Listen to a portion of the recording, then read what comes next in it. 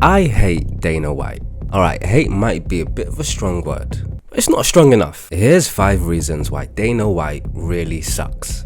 Starting off with the fact that Dana White does not give a flying about the UFC anymore. In fact, he's been more focused on starting his new boxing league than any care he's had for the UFC recently. Now, Dana is considered one of the best promoters in combat sports, and it's true, he's undoubtedly one of the best in the game. But if we're being honest, Dana's been a bit stinky recently. Like, for example, when was the last time you can remember Dana putting this much enthusiasm into anything related to the UFC? The reigning, defending, 155-pound champion of the UFC, the notorious Conor McGregor! Because not too long ago, Dana White and the UFC would actually put thought and care into how they would promote and announce their big fights. But the way they do things right now just kinda sucks. All right, UFC 320, October 4th, T-Mobile, Las Vegas. The champ, Magomed Ankalaev, defends his belt against Alex Pereira. Ankalaev hasn't lost in 7 years. He has the second longest win streak in the UFC light heavyweight division behind who? John Jones.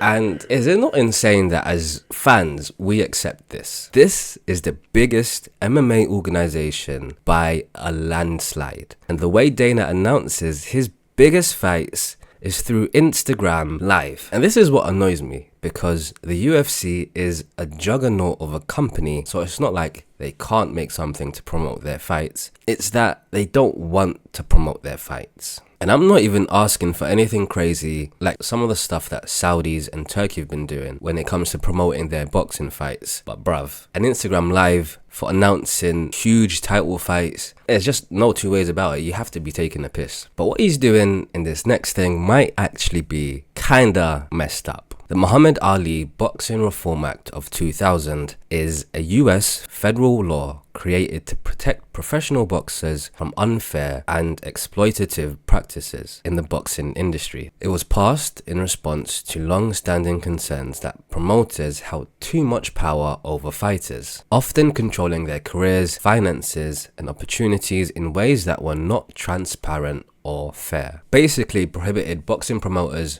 from also being a boxer's manager, since being able to do both could allow promoters to prioritize their own profits over fighters' best interests. And by separating them, the law aimed to give boxers more independent representation. But what was the first thing you hear from Dana White as soon as he stepped foot into the boxing industry? Dana, boxing seems to be split over the proposed amendments to the Muhammad Ali Reform Act that it's expected to be presented in front of Congress later this year. It already has bipartisan support. Well, let's be clear. There will be 0 changes to the Muhammad Ali Act. Not one word will be changed in the Muhammad Ali Act. We're going to add on to it. So the guys who, guys being fighters that want to fight under the Muhammad Ali Act, exactly the way it is, will have that opportunity to do that. And then, or you can bet on me and fight with me under our version of the Muhammad Ali Act. I mean, at bare minimum, it's a bit sus. Now, if you lot know a little bit about Dana, then you know that in his early career, he was involved in promoting some small show boxing events before he started his journey in the UFC. And a lot of these business type figures tend to have huge egos. And in the early days of Dana White's career, a lot of boxing figures discredited him and discredited the UFC. You know what boxing is? What boxing is a very limited form of fighting. It's kind of a silly agreement. Say, like, we hate each other, we're going to fight, we're going to duke it out man to man, but we're only going to use our hands. That's it. What ultimate fighting is, it's the actual sport of fighting. It encompasses all aspects of fighting: ground game, kicking, punching, elbows, submissions, all the above. That's why it's much more exciting. That's why it's a much more dynamic sport. What boxing is one aspect of mixed martial arts. If we ever advertise boxing matches on ESPN or HBO or any place else with blood splats like you do on your Spike TV show, the state athletic commissions would jump all over us. It's a different form of it. Which you can imagine would leave a bad taste in anyone's mouth, let alone someone with an ego as huge as Dana White's. So when he eventually took to the boxing scene, you could only imagine how his ego would push him on to focus much more on boxing and leave behind the UFC. And I mean, just look at his smile here. He really wants to take on all of the boxing promoters.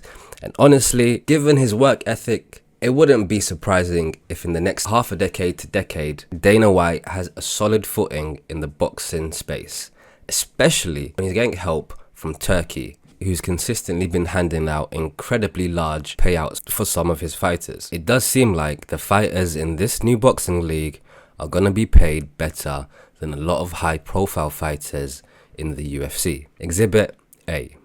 Jai Opetaia, who is currently the best cruiserweight in the world, but unfortunately for him, doesn't really have any huge star power. He recently signed with TKO, and for his first fight within this boxing league, he's almost certainly going to be making more money than fighters like Sean O'Malley, Justin Gaethje, and Volkanovski. And take this clip from Ariel Helwani and the promoter of Matchroom, Eddie Hearn, talking about Dana White and the new boxing league.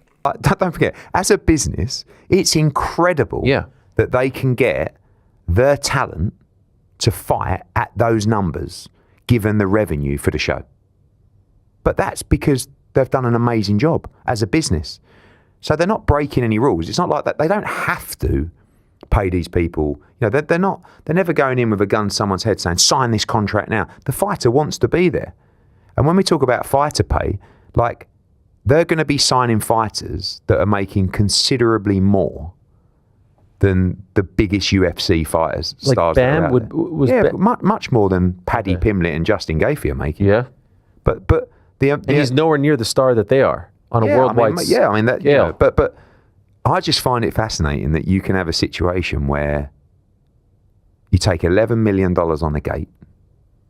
Now, you know, you talk about the value of a Paramount deal. Who knows what the allocation is to individual events? Is it 40 events? 43. Okay, so what are you looking at per event? I don't know. Call it 25 million, 30 million, plus endorsements on the night. You're talking about probably around $50 million worth of revenue in the pot for that show on Saturday, which, by the way, is phenomenal. Oh, yeah. Okay. How much did the main event make? We don't know. Educate me.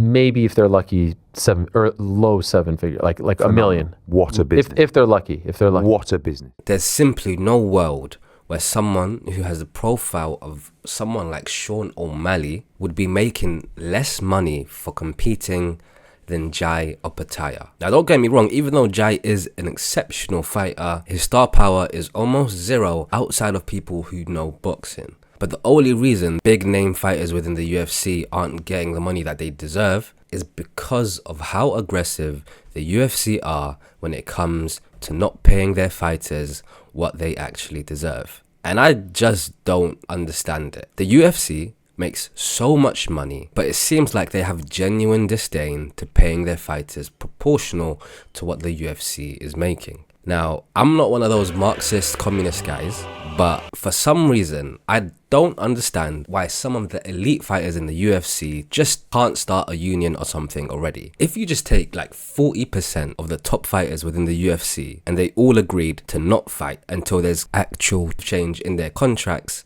the UFC would have to budge. Especially when the entire business model of the UFC is dependent on fighters fighting.